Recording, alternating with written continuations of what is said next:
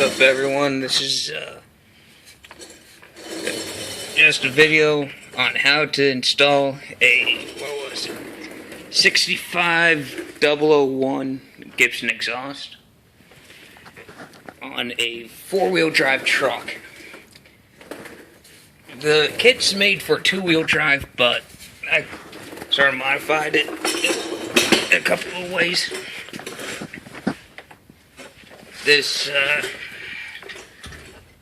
kind of sits out a little far on this side, and probably get in the way of your shock.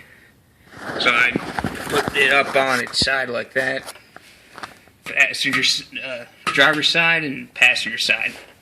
Passenger driver. And ran them out of here. Get it off. Rolling around on some crap.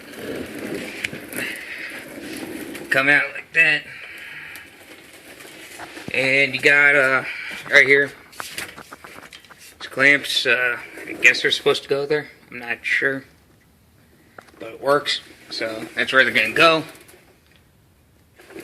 Same with this side, same spot. Right up here, through that hole and that hole. This one's on the third, down from the top, I think. Yeah, third down from the top.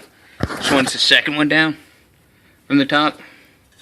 I think the instructions say that's third. Both hang about even. Gotta tweak it a little bit. And, well, my truck's modified, but what is it? And then for this, it's going to be kind of pulling on it. So, I don't know if that's going to work or not. If I have a fix, I'll put in the description for that.